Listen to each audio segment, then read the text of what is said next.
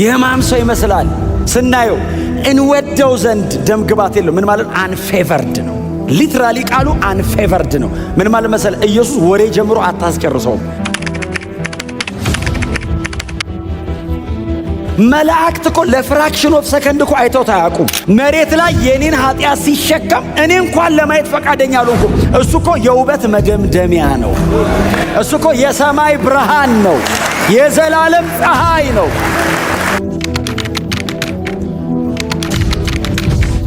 መሬት ላይ ሲመጣ የኔ እርግማን፣ የኔ ኃጢአት፣ የኔ በደል፣ የኔ አመፀኝነት፣ የኔ ልከኝነት ኢየሱስን አንፌቨርድ አደረገው። ጌታ ኢየሱስ የተንቆጠቆጠ ብርሃን ነው። አይ መላእክት ሰማይ ወርሺፕ የሚያደርጉት እሱ ነው። ሴንተር ኦፍ ወርሺፕ ነው ለነሱ። የአምልኳቸው መካከለኛ እሱ ነው። አናየውም ብለው በስድስት ክንፍ ተከበው ቅዱስ ቅዱስ ቅዱስ የሚሉት እንደ አብና እንደ መንፈስ ቅዱስ እግዚአብሔር ወልድ ኢየሱስ ክርስቶስ ነው።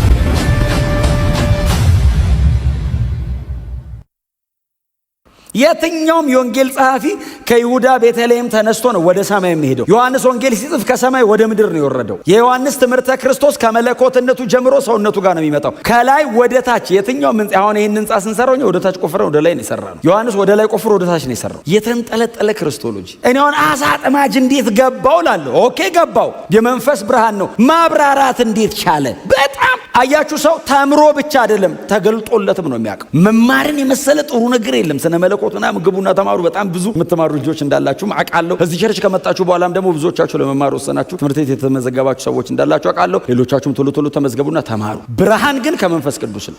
ግልጠት ከትምህርት ቤት አይመጣም። የተገለጠልን ታደራጀዋለህ በዶክመንት እንጂ ብርሃን ይሁላችሁ እዩት። ለነገሩ ተምረዋል እኮ 3 ዓመት ተኩል ኢየሱስ እግር ስር ስህተት አልባ አስተማሪ አይታረም። ነገ ተቀየረ አይባል። እሱ ካፉ ይውጣ እንጂ የዘላለም ነው። እንደው እሱ ቶሎ አያወጣም እንጂ አንዴ ይተንፍሳት እንጂ የእግዚአብሔር ቃል ነች። ከሱ ነው የተማሩት ቁጭ ብሎ 3 ዓመት ተኩል። እና የኢየሱስ ክርስቶስ የሁሉ ነገሩ የአይን ምስክር ነው። የአይን ምስክር ነው። ከሌሎቹ የወንጌል ጸሐፊዎች ይልቅ የአንዳንድ ጉዳዮቹ የአይን ምስክር ነው። ባይዘው አሁን ሉቃስን የአይን ምስክር አይደለም። የአይን ምስክር ከነበሩት በጥንቃቄ የሰማሁትን ጽፌዋለሁ ይላል። የአይን ምስክር አልነበርኩም ግን ነበሩ። ለምሳሌ ኬፋ ነበር። አዎ ክሮኖሎጂካሊ ኦርደር እንዳይዛባ ኬፋን ቁጭ አድርጌ እየጠየቅኩ ነው የዘገብኩት ይላል። እሱ ደግሞ በጣም አዋቂ ነው ሰው። ማቴዎስ የአይን ምስክር ነው ግን የዮሐንስን ያክል ጥግት ብሎ ግን ያየ ብዙ አታገኙ። ማርቆስ በጣም ልጅ ነበረ። ኢየሱስ የተሰቀለ ሰሞን የምታስታውሱ ከሆነ በወንጌሉ ላይ ስሙን አልጠቀሰም እንጂ በጣም እኔ ነኝ አላለም እንጂ። አሁን ትዝ የሚላችሁ ከሆነ ኢየሱስን ወደ አገረ ገዡ ግቢ ይዘውት ሲሄዱ አንድ ጎበዝ በሩቅ ይከተለው ነበር ይላል። ከዛ ተከትሎት ገባ ይላል። ሲገባ ሲይዙት ልብሱን ጥሎ ራቁቱን ሮጠ የሚል ቃል አለ። ያው ማርቆስ ነው ይላሉ። ወጣት ስለሆነ ስሙን አልጠቅስም ብሎ መሰለኝ አፍሮ ሊሆን ይችላል። ግን በቃ ራቁቱን የሮጠው ራሱ ነው ይላሉ። የሚጠቀመው ቃል የራሱ እንደሆነ የሚጠቁም አይነት የግሪክ ቃል ይጠቀማል። እና አሁን እሱም በጣም ፓርሻሊ በጣም ብለርድ እያደረገበት ነው ኢየሱስን በአካል ታስታውሷል። አዎ ልጆኜ ይላል። እነ ማርቆስ ጌታን ተቀብለው በጣም የጸኑት ኢየሩሳሌም ቤተክርስቲያን አካባቢ እናቱ ትልቅ ቤት ነበራት። እነሱ ቤት ጴጥሮስ በጣም ያገለግል ነበር። በጴጥሮስ አገልግሎ ነው የተተከለው። ለዛ ነው የማርቆስ ወንጌል የጴጥሮስ ስብከት ትንታኔ ነው። ከዮሐንስ ጥምቀት እስከ ኢየሱስ እርገት ነው የጴጥሮስ ስብከት። በጣም አጭርና ግልጽ ነች። 7 ደቂቃ ናት የጴጥሮስ ስብከት። በጣም ከረዘመች እሷን ስብከት ነው 16 ምዕራፍ አድርጎ ይበተናት። የሉቃስ ወንጌል የጳውሎስ ስብከት ትንታኔ ነው እንደምንለው ማለት። ዮሐንስስ ሂስቶሪካሊ ጌታ ኢየሱስ ክርስቶስን ዲቴል ነው የሚያውቀው። ባይዘው ፊዚካሊ ዲቴል ያውቀዋል ኢየሱስን። አሁን ሁሉም ተከትሎታል ልንል እንችላለን። የተሰቀለበት ሰሞን ግን ኢየሱስ መስቀል ላይ ሲሞት ፊት ለፊቱ ቆሞ የነበረው ደቀ መዝሙር ዮሐንስ ነው። ፊት ለፊቱ ቆሞ ነበር። እነኋት እናትህ ብሎ ማርያምን፣ እነሆ ልጅሽ ብሎ ማርያምን ኢየሱስ ክርስቶስ ከዮሐንስ ጋር ነው ያገናኘው። መጨረሻ ላይ የመጨረሻ የአንደበቱን ቃል ኢየሱስ የተናገረው ሐዋርያ ዮሐንስ ነው። የመጨረሻ ተፈጸመ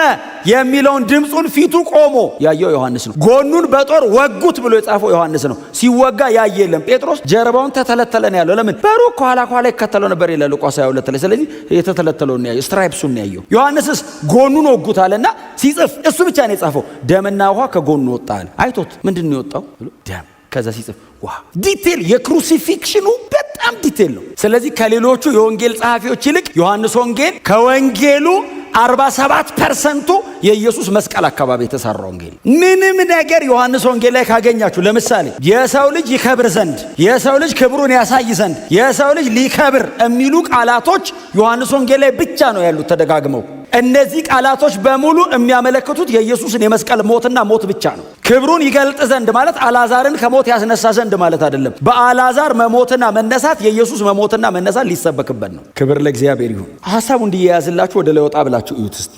ምዕራፍ 1 ላይ ከቁጥር 35 አካባቢ ጀምሮ ስታዩት ጌታ ኢየሱስ ክርስቶስ አሁን በማግስቱ የሚል ቃል አለ አይደል? እሱ በማግስቱም ይላል። በማግስቱ ሶስተኛ በማግስቱ ነው ምዕራፍ 1 ላይ ይሄ እና በሶስተኛ ቀን እንደማለት ነው። ዮሐንስ ኢየሱስን ባገኘው በሶስተኛው ቀን ዮሐንስ ተገናኘ መጀመሪያ፣ ከዛ በማግስቱ አለው፣ ከዛ ቀጥሎ ሌላ በማግስቱ አለ። አሁን ሶስተኛ ቀኑ ላይ ነው እና ጌታ ኢየሱስ ክርስቶስ ያልፋል። ዝም ብሎ ነው እያለፈ ያለው። አገልግሎት ገና አልጀመረም። ዮሐንስ ነው እያገለገለ ያለው። በጣም ዝነኛ አገልጋይ ዮሐንስ ነው። አጥማቂ ነው። እንደውም ከዚህ አንድ ቀን በፊት ትዝ የሚላችሁ ከሆነ የአይሁድ ሕዝብ በሙሉ ተሰበሰበና ፈሪሳውያንን ጠሯቸው። ኑ አሏቸው። አቤት አሉ ፈሪሳውያን። ይሄ የሚያጠምቀው ሰውዬ እዛ ዮርዳኖስ ወንዝ ሄዶ የሚያጠምቀው ሰውዬ ስለ ማንነቱ እስቲ ሂዱና አረጋግጡና እናንተ የሕግ መምህራን ናቸው፣ ቴዎሎጂካሊ ሳውንድ ነው ወይ ትምህርቱ?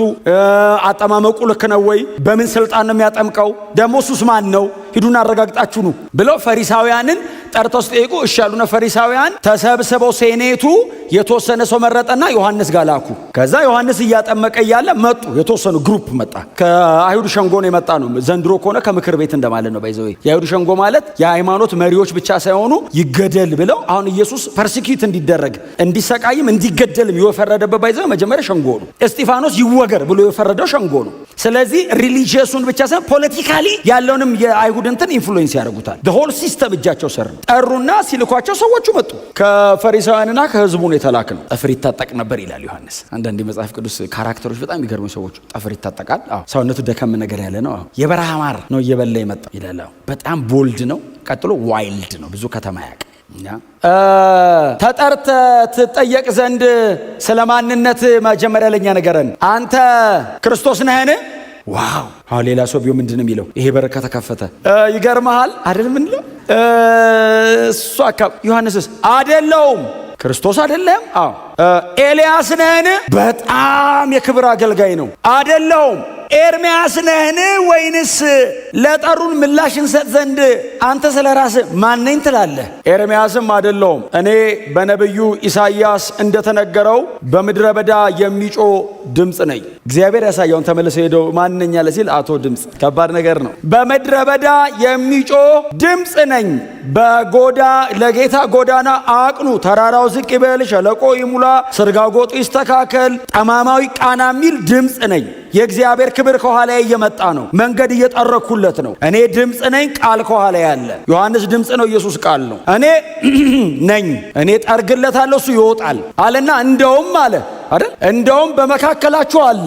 እኔ ድምፅ ሆኜ ቆሜ ያለው ከእኔ 6 ወር ነው የሚከተለው። እሱ በመወለድ 6 ወር ዮሐንስ ይቀድማል። በእርግጥ ዮሐንስ ኤልሳቤጥና ዘካርያስ ጋር ነው የጀመረው። ኢየሱስ የዘላለም አምላክ ነው። ለሥራ ከመጣ ነው 6 ወር እና ይቀድመዋል 6 ወር እና በመካከላችሁ አለ፣ እርግጠኛ ነኝ አለና እኔ ራሴ አላቀውም፣ እንዳጠምቅ የላከኝ እርሱ ግን ስታጠምቅ መንፈስ ቅዱስ የሚወርድበትና ሰማይ ተከፍቶ ድምፅ ስትሰማ ካየ እሱ ነው ብሎኛል አለና ዮሐንስ እያጠመቀ ያዋራቸዋል። ኢየሱስ መደዳ ውስጥ ገብቷል። ሰልፍ ውስጥ አለ። ኢየሱስ ተጠማቂ ሆኖ ትህትናን የመሰለ ክብር እኮ እኔ ነኝ ብሎ አልመጣም። ቀስ ብሎ ነው ባይዘው። ሰልፍ ውስጥ ነው። የ30 ዓመት ወጣት ነው። he was very young። አሁን የ30 ዓመት ወጣት ሳሉት የኛው ሁሉ ታናሽ እኮ ዮሐንስ ያጠምቅ ባይዘው። ንስሐ ግቡ ብቻ አይደለም የሚለው፣ ቼክ እያደረገ ነው። ሰማይ ከተከፈተ መሲሁ ነው፣ ካልተከፈተ ሳጥምቆ ሂድ ይልሃል። ኖርማል ሰው ነው ማለት ነው። አጥምቆ ብቅ ሲል ውጣ ንስሐ ግባሽ እየላከ አንድ ሰው ከፊቱ መጣ። በጣም ኖርማል አይሁዳዊ ነው። የሕማም ሰው ይመስላል አይደል? ኢሳይያስ 53 የሕማም ሰው ይመስላል። ስናየው እንወደው ዘንድ ደም ግባት የለው። ምን ማለት አንፌቨርድ ነው። ሊትራሊ ቃሉ አንፌቨርድ ነው። ምን ማለት መሰለ? ኢየሱስ ወሬ ጀምሮ አታስጨርሰውም። ፌቨር የለው፣ ትዞራለህ። መላእክት እኮ ለፍራክሽን ኦፍ ሰከንድ እኮ አይተውት አያውቁም። መሬት ላይ የኔን ኃጢአት ሲሸከም እኔ እንኳን ለማየት ፈቃደኛ አልሆንኩም። እሱ እኮ የውበት መደምደሚያ ነው።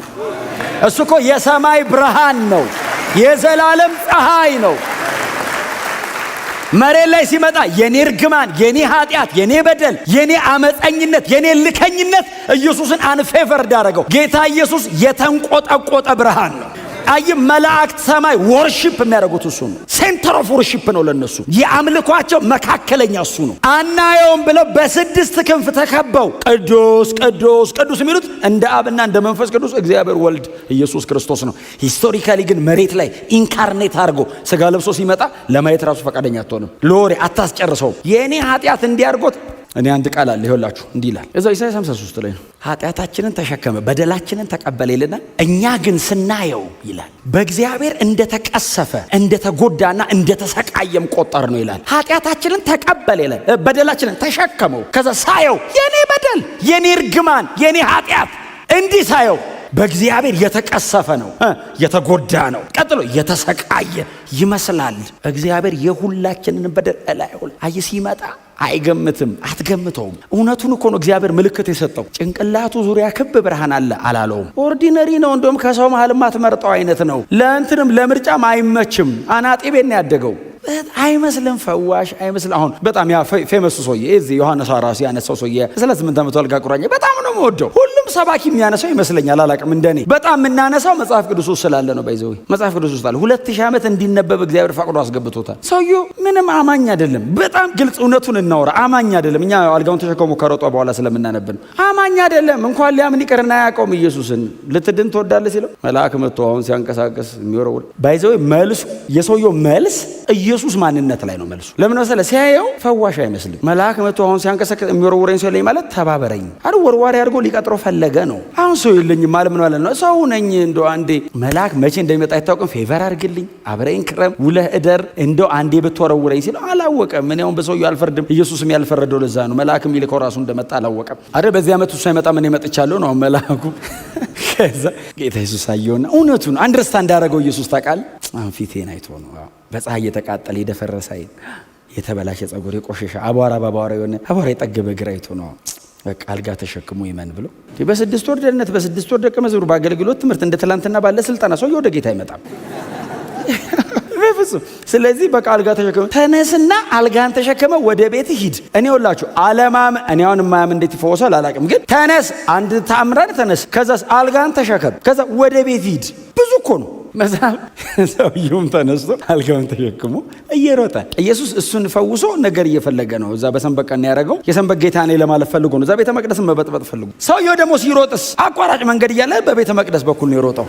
ፈሪሳውያን አስቆሙት ይላል። አቋራጭ እያለለት ዋናው መንገድ ለምን? ለምስክርነት እንዲመቸው ነው። አሁን አልጋ ተሸክሞ ብን ሲል እኔ ግን ሰውየው ራሱ አይገርማችሁም? አሁን ስም ማን ነው? ቸርች የት ነው? መቼ ነው ፕሮግራም አይጠየቅም እንዴ? ጥሎት ብናለ እኔ ትቶት የሮጠው አይ ቲንክ ተመለሰተኛ እንዳይለው ፈርቶ ሊሆን ይችላል። ግን ኤኒዌይስ ተፈውሷል። አሁን ኢየሱስ አሁን ሰውየው ስለተፈወሰ እየተከተለ ቆም ብሎታል። ዋናው መፈወሱ ነው። የትም አይሄድም። ደግሞ ቀምሰ እንደሆነ አጠፋም የሆነ ቀን ያጠምቃል። በሆነ መዝሙሩ ደስ ይላል ብሎ አሁን ዛሬ በኋላ ጥሪ ያደርጋለሁ ካልመጣችሁ የሆነ ቀን መምጣታቸው አይቀርም። ግን አሁን ዘመኑ አልቋል፣ እንደ ድሮ አይደለም። አሁን ዛሬ ማታ ሊመጣ ይችላል ጌታ።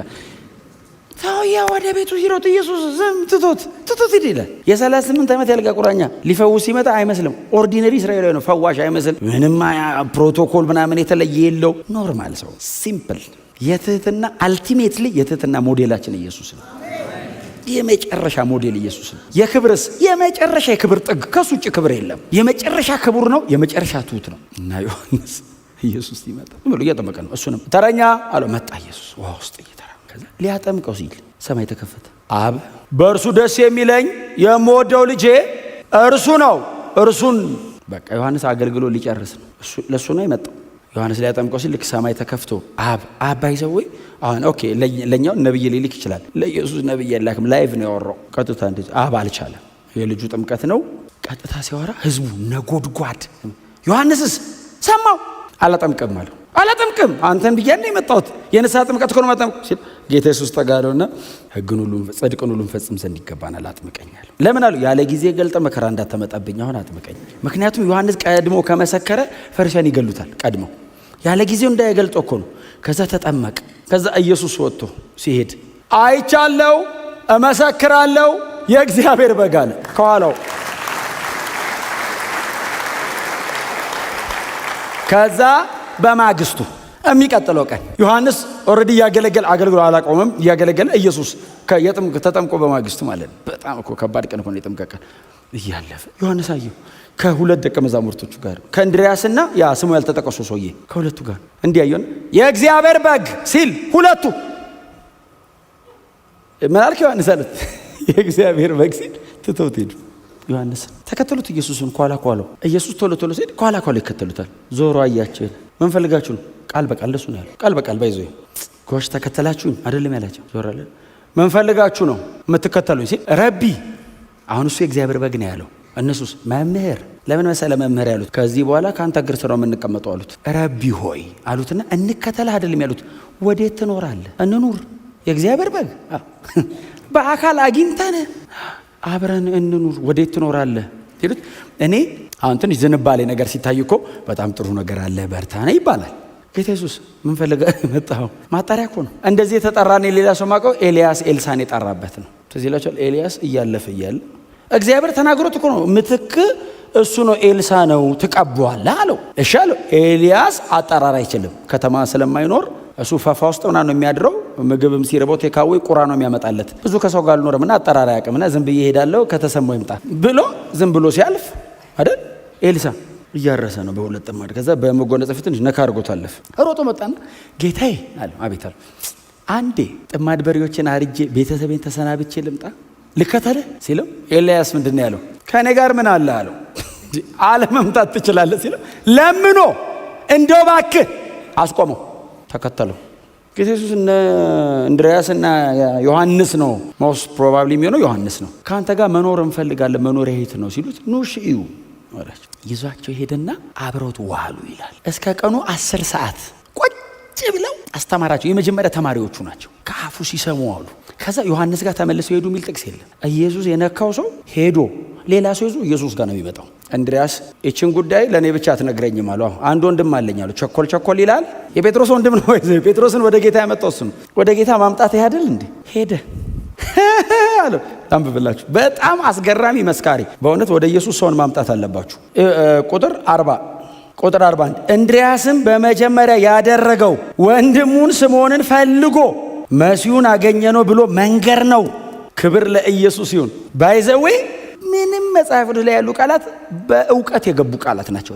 ራንደምሊ የተገኘው ቃል አይደለም የገባው። ፈልጎ የሚለው ቃል አብረው ላይሆኑ ይችላሉ ማለት ነው። ዞሮ ፈልጎ አገኘው።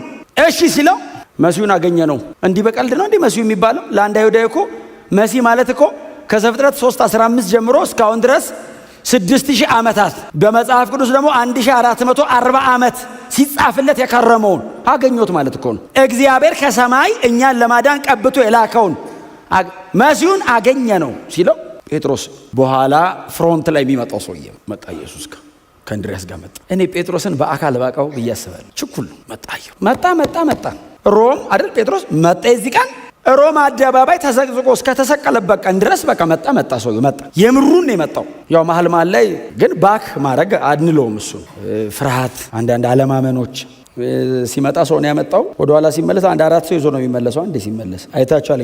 በቃ የሚነሳ አልመሰለኝም እንሂድ ብሎ ይዟቸው ሄደ ነው የሚለው። 1-4 አሳጥማጅ። ክብር ለኢየሱስ ይሁን። እንድርያስ ጴጥሮስን አመጣው። ከዛ ደግሞ ፊልጶስ ደግሞ ናትናኤልን ይዞ መጣ።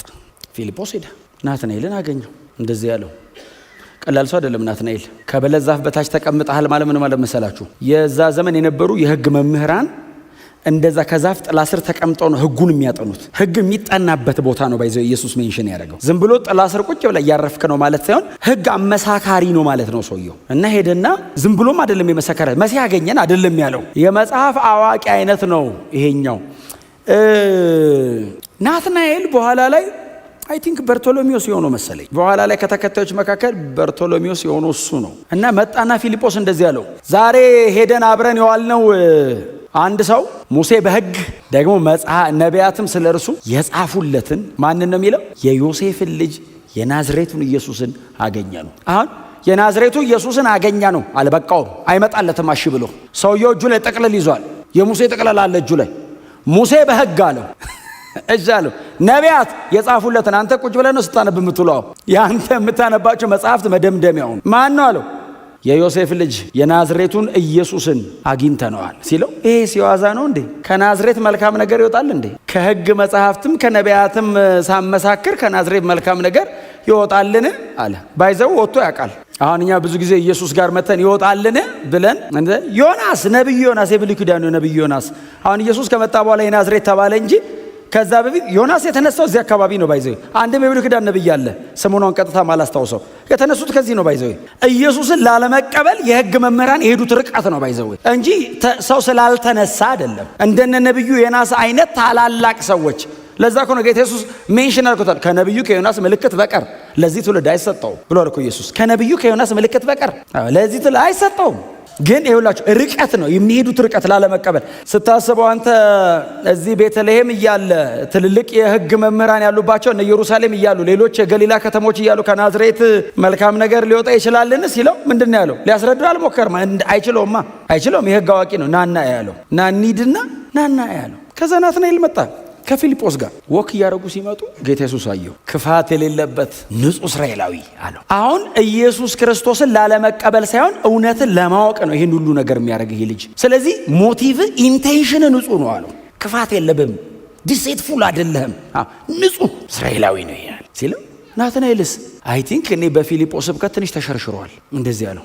ቴስቲሞኒ በጣም ከባድ ነው። ናትናኤል የእግዚአብሔር ልጅ የእስራኤልም ንጉሥ ነህ አለው። በአንድ ንግግር እንከን ክፋት የሌለብህ ንጹሕ እስራኤላዊ ሲለው አገኘው። ታውቃለህ ኢየሱስ በእውቀት ቃል ትንቢት አይደለም ባይዘው ይሄ የእውቀት ቃል ያችን የሳማርያዊቷን ሴት ኢየሱስ ሕይወቷን ክሮስ ያደረገበት መንገድ ነው። የእውቀት ቃል እንደዚህ ፕሮፌሲ እኮ አይደለም። እንደውም ለጴጥሮስ ነው ትንቢት የነገረው። ምናልባት አሁን ጊዜው ስላልሆነ ወደ ላይ ስለሆነ አልተናገርኩትም እንጂ ሲያገኘው ስምዖን አለው። አቤት ጴጥሮስ ትባላለህ አለው። አሁን ትንቢት ነው እሱ። የመጀመሪያ ያገኘው ቀን ስምዖን ነው። በኋላ ክርስቶስ ያው እግዚአብሔር ልጅ ነህ ሲል ጴጥሮስ ተባለ። ትንቢት ነው። ወደፊት ጴጥሮስ ብዬ አወጣልሃለሁ ስምህን። ሸምበቆ ሆይ አለው። አቤት አለት ትባላለህ ወደፊት። ሸምበቆ አለት ትሆናለች አለ። ይሄኛውንስ የእውቀት ቃል ገለጠው። ክፋት የሌለበት ንጹሕ እስራኤላዊ አንተ አለው። መሲህ ተብሎ ነው የመጣው። አንተ የእግዚአብሔር ልጅ፣ ቀጥሎስ የእስራኤል ንጉሥ ነህ፣ እምንጠብቀው አንተን ነው ሲለው ጌታ ኢየሱስ ክርስቶስ እንደዚህ አለው። ይህንን ብቻ ስለተናገርኩ አመንክን? በዚች በጥቂት የእውቀት ቃል ልብህ ተሸረሸረ አመንከኝ አለው። ገና ከዚህ የሚበልጥ ታያለህ እና ተከተለኛል። የመጀመሪያ ቀን ልቡ ትርክክ ብሎ ፈሰሰ ኢየሱስ እግር ስር አለው። አመንክ እንደዚህ ስል አለው። ብዙ ሰው ብዙ ተነግሮት አያምንማ። ይሄስ እየጠበቀ ስለሆነ እግዚአብሔር እንዲህ ያሉትን ያግዛል። ለምሳሌ እዚህ ዮሐንስ ወንጌል ምዕራፍ 3 ላይ አንድ የሕግ መምህር አለ። ማታ የሚመጣ አሉ። እኛም ሀገር ማታ ጨለማን ተገናንገው ወንጌል የሚሰሙ በብርሃን መውጣት አልፈለገም። ሰውየው ሲጀመር የአይሁድ ሸንጎ አባል ነው። ኒቆዲሞስ ትዝ ይላቸዋል። በጣም ኤሊኮንት ነው፣ ሕግ አዋቂ ነው፣ አስተማሪ ነው። ግን በንጹህ ልብ ስለሚፈልግ አገዘው። ኢየሱስ አገዘው። በንጹህ ልብ ነው ሰውየው። ኢየሱስን ማታ መጥቶ እንደዚህ ያለው አጠገቡ ቁጭ ብሎ መምህር አለው። በጨለማ ነው የመጣው። በዚህ ሰው እንዳያየው ፊቱን ተከናንቦ አይደል? ፊቱን ተከናንቦ ፎቶ ውስጥ እንዳይገባ እንዳይታይ በጣም ተጠንቅቆ ቀሰለና ማታ መጥቶ ግን ልቡ ንጹህ ነው። ራሱን የሰወረው መከራ እንዳይመጣበት ፈርቶ ቢሆንም ግን እውነት ከሆነ ግን ማወቅ ፈልጓልና ኢየሱስ የሚያደርገውን ነገር ተከታትሎ አይቷል። አንተ የምታደርጋቸውን እነዚህ ምልክቶች ከሰማይ ካልተላከ በቀር ማንም ሊያደርጋቸው አይችልም አለው። መጀመሪያ ሲጀምር አንተ ከእግዚአብሔር ዘንድ የተላክ እንደሆንክ አውቃለሁ አለና ወደ እግዚአብሔር መንግስት እንድንገባ ምን እናርግ ሲለው ጌታስ ምንድን ነው ያለው? ሰው ዳግመኛ ካልተወለደ በቀር ወደ እግዚአብሔር መንግስት አይገባም ሲለው ኒቆዲሞስ ውጩን እየዞርኩኝ ዳርዳርህን ሳይ በጣም አስገርመኝ ነበር። ምን አይነት ነገር ነው የምታወራው? ወደ እናቱ ሆድ እንደገና ገብቶ ሰው ድጋሚ ይወለዳል የምትለው? እኔ ሽማግሌ ነኝ፣ እንዴት አድርጌ ነው ገብቼ መውጣው አለ። ፍጥረታዊ ሰው እውነቱን አሁን እንግዲህ እኛ እኮ በዚህ 2000 ዓመት ተሰብከን ነው በዚህ ያወቅነው። እሱስ የመጀመሪያ የሰማው እሱ ነው። በዚህ ሰው ዳግመኛ ካልተወለደ በቀር ወደ እግዚአብሔር መንግስት ሊገባ አይችልም። እንደገና ወደ እናት ሆድ ውስጥ ተገብቶ እንደገና ፕሮሰስ ተደርጎ ሪኢንካርኔት ነው የምናደርገው ሲል ጌታስ ምን መሰለህ አይደለም ያለው፣ አንተ የሕግ መምህር ስትሆን አለው ብዙ ነገር አውቃለሁ እያልክ እንዴት ይነጠቅ? አስባችሁታል? አሁን የሕግ መምህር ነኝ ብሎ ራሱን እዛ ላይ ያስቀመጠን ሰው ቁጭ አድርገው እንዴት ይነጠቅም? በል ቁጭ በላለው አስረድቶት ሄደ።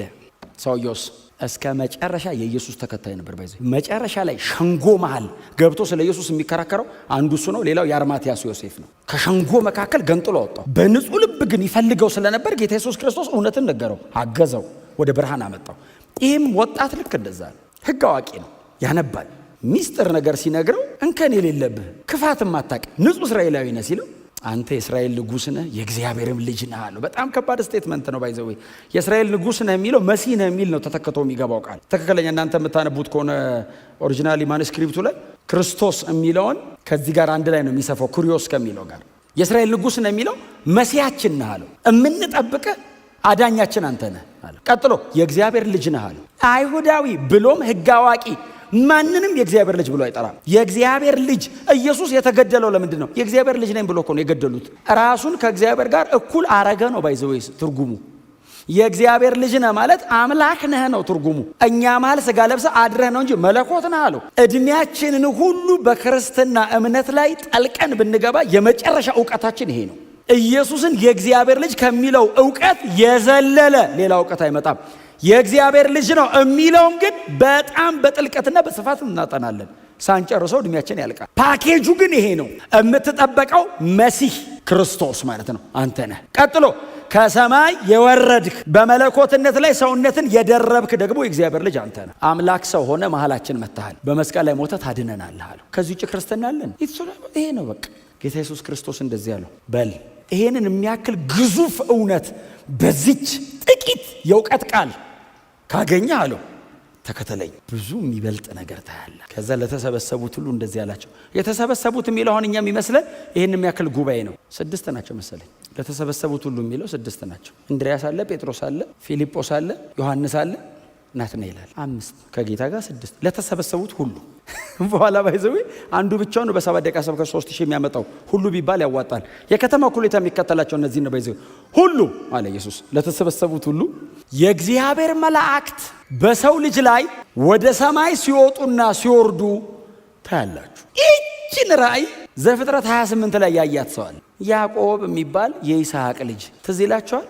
ኤሳው አሳዶት ከአባቱ ከይስሐቅ ቤት ወጥቶ ወደ እናቱ ወንድም ወደ ላባ ቤት ሲሄድ መሸበት መንገድ ላይ እና ምድረ በዳ ላይ ድንጋይ ተንተርሶ ጋደም አለ። ጋደም ሲል ሌሊት በራእይ መሰላል ከመሬት እስከ ሰማይ ተዘርግቶ የመሰላሉ ጫፍ ላይ እግዚአብሔር ይዞት ከመሬት ወደ ሰማይ የእግዚአብሔር መላእክት ሲወጡና ሲወርዱ በሕልሙ አይቷል። ጌታ ኢየሱስ ክርስቶስ ምን አለ? የእግዚአብሔር መላእክት በሰው ልጅ ላይ ወደ ሰማይ ሲወጡና ሲወርዱ የምታዩበት ጊዜ አለ። እኔ ነኝ መሰላሉ። ሰማይና ምድርን የማገናኘው እኔ ነኝ። በመስቀል በኩል መሰላል እሰራና እናንተ ወደ ሰማይ። እስቲ አሜን በሉ። ክሮስ የመስቀል ሞቱ። እኔ ያዕቆብ በይሰው ሲወጡ ሲወርዱ አየልና አሁን ያዕቆብ አይቲክ ጸልሏል። ይህ ስፍራ የእግዚአብሔር ቤት ነው ብሎ አይደል ዘይት አፈሰሰና የአምላኩን የእግዚአብሔርን ስም ጠራ ይላል። ከዛ የእግዚአብሔር ቤት ብሎ ስሙ ማነው? ቤቴል ነው ያለው። የእግዚአብሔር ቤት ብሎ ሄደ። አይ ቲንክ ያዕቆብ በዮሐንስ 1 መሰረት ያለውን ሙሉ በሙሉ ላይረዳ ይችላል። ግን ይሄ ነገር ግን የእግዚአብሔር ቤት ነው። መላእክት ሲወጡና ሲወርዱ አየው። በጣም አስገራሚ ነገር ነው። ይሄ ነገር የእግዚአብሔር ቤት ነው ብሎ ሄደ። ጌታ ኢየሱስ መጣ። እኔ ነኝ መሰላሉ አለ። የዘላለም ሞት ተሰብሮ ሰማይና ምድር የሚታረቁበት አገናኝ ብሪጅ፣ በዘላለም ጥፋት ውስጥ በተወሰነ ሰውና በዘላለም ጽድቅ በሚኖር በእግዚአብሔር መካከል መሀል ላይ ነው ያለው አለ። ሰማይና ምድርን አገናኛቸዋለሁ አለ። እግዚአብሔር የሰው ልጆችን ብቻ ሳይሆን የወደቀውን ዓለም ከራሱ ጋር ያስታረቀው በልጁ በክርስቶስ ኢየሱስ በኩል ነው። መጽሐፍ ሲናገር በእርሱ በኩል ዓለሙን ከራሱ ጋር አስታረቀ፣ ሪኮንሳይል አረጋ። ዓለሙ እዛ ውስጥ እኛ ለዘላለም የእግዚአብሔር ልጆች ሆነ ታረቀን። መሰላል እግዚአብሔር አብ ዘርግቶ ኑጡ አለ። መሰላሉ ጫፍ ላይ የያዘው መሰላሉን አብ ነው። ኑ አለ። አብ ወደ ምድር አልመጣም። እሱ ሰማይ ነው ያለው። ማንን የላከው? ኢየሱስን የላከው፣ ብሪጃችንን። ከዛ በመሰላሉ በኩል ተራመዱና ውጡ አለ። ኑጡ ጠርቶናል። አሁን መውጣት አለመውጣት የተጠራው ሰውዬ ፋንታ ነው። ናውጣ ተብሏል። ሰው አንድ ልጁን መስቀል ላይ ገሏው። ና አለ እግዚአብሔር፣ ና እንታረቅ። እንዴት አድርጌ አንተ ቅዱስ አምላክ በልጄ ደም በኩል ይኸው እሱ እኮ ሞተልህ። አዎ የልጄን ደም ላይ ረጫለሁ፣ ለዘላለም አጸድቅሃለሁ ና ሲል ሰው ተባክ ዞር ዞር ብዬ ልመለስ ያልቃል። 70 ዓመት እንኳን ዞር ዞር ብለበት እንዲሁም ሰርተበትም አይበቃም። ጎናችሁ ያለው ሰው መሰላሉ ተዘርግቷል ቶሎ ወጣ በሉት። አዎ አይ ቲንክ በጣም ብዙዎቻችሁ እየወጣችሁ እንደሆነ በጣም ተስፋ አረጋለሁ ከጌታ ጋር እንደተገናኛችሁ። ግን ምናልባት እኛ መካከል መሬት ቆሞ እንደዚህ አንጋጦ ወደ ሰማይ የሚያይ ሰው ካለ ዛሬ ይሄው እንጋብዛችኋል። ይሄው እውነቱ ይሄ ነው። ከዚህ የሚበልጥ ታያላችኋል። ምንድነው ከዚህ የሚበልጥ የምናየው? ብዙ ሰው እኮ የእውቀት ቃሉ ጋር ትንቢቱ ጋር መገለጡ ጋር የሆነ ነገር ጋር እኮ ቀርቷል። ኢየሱስ እንደዚህ ያለው ና ተከተለኝ ያለው የት ነው የምትወስደኝ ያለው? እኔ መሰላልሆኜ ሰማይ ሳደርስ ነው። እኔን መከተል የሚያደርሰው ሰማይ ነው። እኔ መሰላል ነኝ። ና ተከተለኛው በእኔ ላይ ተረማምደህብኝ እስቲ አሜን በሏ። እኛ እኮ በሰው ላይ ተረማምዶ መሄድ ነው ምናቀው። ኢየሱስ እንደዚህ አለ፣ እኔ እንደዚህ እዘረጋለሁ በላይ ላይ ተራምደ የት ነው የምታደርሰን? ሰማይ አባቴ ጋር አብ ጋር በአባቴ ቀኝ ለዘላለም ከኔ ጋር አብራችሁ ትገባላችሁ። ልክ ሁሉም ተጠቅልሎ ከገባ በኋላ መሰላሉ ወደ ላይ ይታጠፋል። ወደ ምድር እንዳይመስልህ ወደ ላይ ይታጠፋል። አብረን ከጌታ ጋር ለዘላለም በእግዚአብሔር ፊት እንኖራለን። ከዚህ የሚበልጥ ታያለህ የሚለው በጣም ብዙ ጊዜ ስሙን በጣም ብዙ ጊዜ እንጠቀማታለን ይህችን ቃል ባይዘው። ከዚህ የሚበልጥ ነገር ታያለህ የምንለው ስለ ተአምራት ነው ባይዘው። ይህን ቃል ብዙ ጊዜ እኔ ሰው ሲጠቀመው ማየው ስለ ተአምራት የተወራ ቃል አይደለም። ዛሬ ትንቢት ነግሬያለሁ፣ አሁን ነገ ሞተ ተሰስነሳ ታያለህ አይደለም ትርጉሙ። መሰላለኝ እኔ ና በቃ በእኔ በኩል ሰማይ ገባ። የሚበልጥ ነገር የት ነው? ሰማይ።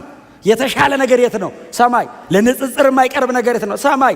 ኢየሱስ ሰው ሆኖ የመጣው ለምንድን ነው? እኔን ይዞ ሰማይ ለመግባት። በፍጹም ብቻውን ለመኖርማ ማን ከለከለው? መሬት የመጣው ብቻውን ለመመለስ ነው፣ እኛን ይዞ ለመሄድ ነው። ሲመጣ ብቻውን መጥቷል። ተመልሶ ሲሄድ የማይቆጠር ሕዝብ ይዞ ሊሄድ ነው።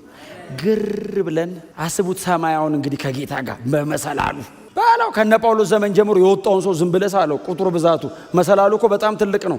ዓለምን የማዳን አቅም አለው መሰላሉ። ፍጥረት በሙሉ ግር ብሎ ቢገባበት አይሰበር አይወዛወዝ። የእግዚአብሔር ልጅ ነው መሰላላችን። ክብር ለኢየሱስ ይሁን፣ ክብር ለስሙ ይሁን። ልፋት የለው፣ ጥረት የለው፣ ግረት የለው። በእርሱ ታምናለህ፣ ኢንስታንት የእግዚአብሔር ልጅ ትሆናለህ። መብቱን ይሰጥሃል። እግዚአብሔር አብ ከሰማይ እንደዚህ ይላል፣ በልጅ በኩል አምኛለሁ ስትል በዛ ቅጽበት በቀኙ ነህ። በዛ ቅጽበት የእግዚአብሔር ልጆች ማህበር ተቀላቅለሃል። በዛ ቅጽበት አባ ስትለው አቤት። በምንም አይነት ጽድቅ የማትመጥነውን የእግዚአብሔርን ክብር በክርስቶስ ኢየሱስ በኩል ተሻግረህ እስቲ አሜን በሉ። አንድ ቃል ላይ ሳልንገራችሁ ለጨርስ። እንደዚህ ያለ ጌታ ኢየሱስ ወደ ላይ ከፍ ከፍ ባልኩ ጊዜ ሁሉን ወደ ራሴ እሰባለሁ። አሜሪካ አንብባቸዋል። አሁን ብዙ ጊዜ ይሄ ቃል ምንድነው የሚመስላችሁ? ሰማይ ሲሄድ እሰባቸዋለሁ አይመስልም? አይደለም፣ መሰቀል ነው። መሰቀል ከፍ ከፍ ባልኩ ጊዜ ማለት ምን ነው? ኢየሱስ 3 ጫማ ነው ምናምን ከፍ ብሏል። ትንሽ ከመሬት ሲሰቀል እግሩ መሬት አልረገጠም፣ ከፍ ብሏል። አዎ ከፍ ከፍ ስል ሰውን ወደ ራሴ ይስባል። በመስቀል በኩል ነው እሰባቸዋለሁ ያለን በዚህ እንጂ ሰማይ ስገባ ጠራርጌ ወስዳቸዋለሁ ማለት ብቻ አይደለም ትርጉሙ። አዎ መዳኛ መንገዱ ይሄ ነው። አዎ ትንሽ ከፍ ከፍ ስል አዎ ወደ እግዚአብሔር የምትታረቁት በእኔ መስቀል ሞት ነው። አብ እናንተን የሚወስዳቸው በእኔ ደም ነው። የለም ሌላ። ከኢየሱስ ውጪ የማንሰብከው ለምንድን ነው? ኢየሱስ የመጨረሻ መልእክት የሆነው ለምንድን ነው? የዘላለም ሕይወት ማግኛ ሌላ መንገድ ስለሌለ ነው። የለም ሌላ። ቢኖርና ብናወራ ጥሩ ነበር። የለም፣ ዝግ ነው። ምንም ነገር ከሞት በታች ነው። ምንም ነገር ከፍርድ በታች ነው። የዘላለም ሕይወት ያለበት ብቸኛ መንገድ፣ አንድ መንገድ እኮ አይደለም፣ ብቸኛ ነው። ብቸኛ በፍጹም ደግ ጥሩ ነገር የምትሰሩ ሰዎች እግዚአብሔር ይባርካችሁ። ግን በሱ በኩል ወደ እግዚአብሔር መንግስት አይገባም። በጣም የሞራል ሰው የሆናችሁ እኔ እንትን አላረግም። ክርስትና እኮ የካራክተር ሞዲፊኬሽን መስሪያ ቦታ አይደለም። የዘላለም ሕይወት ነው። ሕይወት ኤክስፒሪየንስ ማድረግ አለባችሁ። ከኢየሱስ ጋር መኖር፣ ከኢየሱስ ጋር መዋል። የት ነው የምትኖረው? አብሬ ከፐርሰኑ ጋር መኖር። የሆነ ነገር መተው፣ የሆነ ነገር ማድረግ አይደለም መልመድ ያለባቸው። ከኢየሱስ ጋር መኖር። ከእሱ ጋር ከመኖር የተነሳ ነው መተው ያለብህ። ኢየሱስን ወደህ ነው ዓለምን መጥላት ያለብህ። ሲኦል እገባለሁ ብለህ አይደለም። ኢየሱስን ወደህ ፐርሰኑን አንደርስታንድ አድርገው ከጌታ ጋር መኖር፣ ህይወትን መኖር፣ ኤክስፔሪየንስ ማድረግ፣ የኢየሱስን ሰላም፣ የኢየሱስን ፍቅር፣ የኢየሱስን ምህረት ኤክስፔሪየንስ ከጌታ ጋር መኖር እንዴት አይነት በረከት ነው! አብረው ኖሩ። እንኑር። የት ትኖራለህ? እንከተል፣ እንምጣዊ። አዎ መጡ። ከዛስ መቅበስም የሚያስታውቀው ብቻህን አይደለም። ይሄ ፋውንቴን ሆድ ውስጥ የሚከፈተው ሄዱ። ያገኙት የመጀመሪያ ቀን ነው። ባይዘው ወደ ዓለም ሁሉ ሄዱ የተባሉ ቀን አይደለም። የመጀመሪያ ቀን ከነካ እንደሱ ነው የምትሆነው። ክርስትና በባህሪው እንደሱ ነው። ምጥ እንደያዘው ሰው ነው የሚያደርገው። ትላለህ። ካልወለደች እንደማትገላገል እህት ትሄዳለህ። ትላለህ። ኧረ ና። ከዛ ይዘው የሄዷቸው ሰዎች አልተመለሱም። እዛው ነው የቀሩት። ባይዘው ኢየሱስ አጠገብ መጥተው አብረው ውለው አብረው ከርመው ያልሰነበቱት ይሁዳ ብቻ ነው። እሱም ከኢየሱስ ውጭ የለም። የእግዚአብሔር የመጨረሻ ብርሃን ጌታችን ኢየሱስ ክርስቶስ። ምን አይነት እድል ነው! ረቢ አሉት። ኢየሱስን በአካል አወቁት፣ አዩት። ድነት ስጋ ለብሶ ሲራመድ አገኙት። ሳልቬሽን ፐርሶኒፋይ ሆኑ። ድነት እንዲተነካ አብረው በሉ ከድነት ጋር እስከ 10 ሰዓት ዋሉ ይላል ከዘላለም አምላክ ጋር። እሱ ዘመን የሌለው አምላክ 10 ሰዓት አብራችሁን ቆዩ አላቸው። በእነሱ የጊዜ አቀጣጠር በእነሱ ቀመር ውስጥ ገብቶ ወንጌል ከኢየሱስ ውጪ እድልም ተስፋም የለም። ዛሬ ምናልባት አዲስ ለሆኑ ሰዎች ብቻ ሳይሆን ለኖርን ለኛም ለኖርን ጌታን እናውቃለን የምትሉ ሰዎች በእግዚአብሔር ቤት ኖር ያለው ይገርማል ብላችሁ ትምህርተ ክርስቶስን በስኬለተን የምታቆሙ በጣም ጎበዝ ቴዎሎጂካሊ ብዙ ነገር የምታውቁ ሰዎች የምታነቡ ሰዎች ምናልባትም አዲስ የሚሆናችሁ ሰዎች ካላችሁ ከጌታ ጋር መኖር ልመዱ። ኢየሱስን ኤክስፔሪየንስ አድርጉት። ኑሩ ከኢየሱስ ጋር በእርሱ ፍቅር መኖር፣ በእርሱ ህይወት መኖር፣ ኢንጆይ ማድረግ። አባቶች እኮ ያንን ህይወት ኢንጆይ ያደረጉት። ከዛስ እስር ቤት ሲገቡ ማን ያቋርጠው ህይወቱን? ደስ ይበላችሁ ይላል። ህይወት ነው። ኮምፕሌን አረግ ደግም ይላለው። ሊሰቅሏቸው ሲሉ እንደ ጌታዬ አወሬ ክብር ነው ዘቀዘቀኝ። ይሄ እኮ ህይወት ነው። ባይዘወይ የሚበልጠው ደስታና የሚበልጠውን ረፍት ከጌታ ተካፍለውት እንጂ ነገሩ ቀላል ሆኖ አይደለም። መከራው ባይዘወይ ኧረ ችግር የለም እየተባለ የሚኮን አይደለም። የሚበልጠን ውስጣቸው ያለው ከጌታ ጋር መኖር። በእውነት እንደ ክርስቲያን ይህንን ኤክስፔሪየንስ ካላረግን ከስረናል። ድካም፣ በእውነት ድካም። የሆነ ስርዓት እየደገሙ መኖር ከሆነ ድካም ነው በጣም። ከጌታ ጋር መኖር ከሆነስ ማንም ሰማይና ምድር እንዲህ ቢገጣጠም ሾልከት ወጣል። ወደ ሰማይ ነው የምትሄደው። ኢየሱስ ክርስቶስ ብቻ ያድናል።